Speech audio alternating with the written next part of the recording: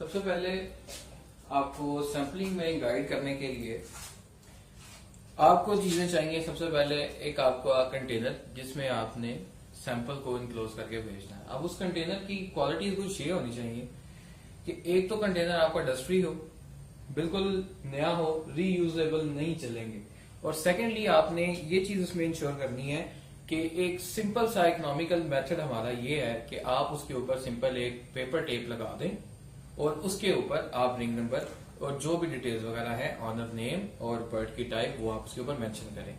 एक अच्छे सैंपल की क्वालिटी यही होती है कि उसके कंटेनर के अंदर किसी किस्म का कोई अडल्ट्रेशन या कोई चीज ऐड नहीं की जाती, ना ही कोई पेपर जिसके ऊपर लिख के भेजा जाए। एक प्रॉपर सैंपलिंग एक प्रॉपर रिजल्ट के लिए बहुत इंपॉर्टेंट होती है। सैम्पलिंग प्रोसीजर को स्टार्ट करने के लिए सबसे पहले आपके पास एक कंटेनर होना चाहिए, जिससे बात हो गई। सेकेंडली आपने आपका बर्ड, सबसे पहले आप देखें कि आपका जो बर्ड है उसका आइडेंटिफिकेशन मार्क कोई है या नहीं। अब वो डिपेंड करता है, हमारी कॉमन सोसाइटी के अंदर बर्ड्स का रिंग यूज किया जाता है, रिंग नंबर होता है। आप उसका रिंग नंबर से पहले देखें कि एक रिंग है कि नहीं। रिंग है तो उसका नंबर क्या है, आप उसको पहले नोट कर लें। जैसे हमारे पास ये एक बर्ड है 40465, इसका हमारे पास जो रिंग नंबर है वो 0465 है। हम इसका पहले रिंग नंबर नोट कर लेंगे। 0465 इस मोलकन नहीं ये ट्राइटन का ट्राइटोन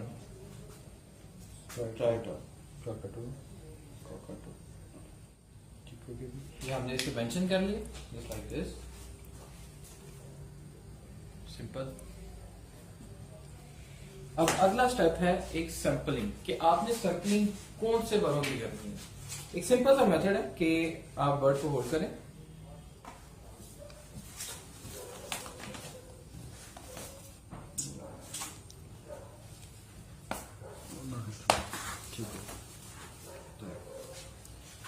सिंपली आप उसके किसी भी लेफ्ट या राइट विंग को एक्सपैंड करें। जैसे ही आप उसको एक्सपैंड करेंगे तो सबसे पहले एक लेयर बाहर वाली है जो कि इस बर्ड के केस में कटे हुए हैं, लेकिन सबसे बाहर वाले फेदर्स होते हैं जो कि इसके फ्लाइंग में काम आते हैं। उसके अंदर आप देखें एक बिल्कुल एक और लाइन है ये वाली, जो कि इसके सेकेंडरी फेदर्स या कवर्स कहलाते हैं। हमें ये वाले फेदर्स किसी भी बर्ड के केस में, खा वो कोई भी तोता है, कोई भी पैरट है, स्मॉल पैरट है, मीडियम साइज है या लार्ज साइज पैरट है, हर एक के केस में हमें यही वाले चाहिए। ना ही किसी के बगल के, ना ही किसी के चेस्ट के, ये वाले फेदर्स चाहिए हमें। अब आप ये कंटेनर खोलें, उसके विंग पे हाथ रखें ताकि उसकी बोन पे किसी किस्म का प्रेशर ना आए जब आप उनको प्लग करें। Just like this and see with roots. Basically हमें किसी भी परिंदे के जो फेदर्स आते हैं उसकी रूट्स यूज करनी होती हैं, ना कि उसका पूरा फेदर। इसलिए रूट्स का साथ होना बहुत इंपॉर्टेंट है, ठीक है। अब आप जैसे कि देख सकते हैं कि ये काफी क्लियर सैंपल है, इसमें किसी किस्म की आपको फ्लफ, किसी किस्म की डस्ट, कोई और चीज नहीं मिलेगी। सम टाइम अगर आप कभी इस तरह फेदर प्लग करें और आपको अंदर फ्लफ मिल जाए तो आप फ्लफ को इमीडिएटली डिस्कार्ड करें।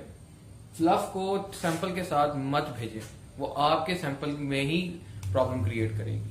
ठीक है। अब ये 4 हैं, अब चाहे इसी साइड से ले लें चाहे दूसरी साइड से, चार मजीद आपने लेने हैं। कम से कम 8 फेदर्स जरूर होने चाहिए, 8 फेदर्स, ठीक है। ये आपने इनको दिया। अब देखें इसमें इंपॉर्टेंस ये है सैंपलिंग की कि आपका हाथ रूट को टच नहीं होना चाहिए, रूट इंटैक्ट रहे। अगर आपका हाथ रूट को टच होता है कभी गलती से तो आप उसको फौरन धोएंगे और फिर आगे से अगले बर्ड कैप करेंगे। अब इस तरीके से आपकी सैंपलिंग कंप्लीट होती है, आप बैग को क्लोज करके भेज दें। Thank you.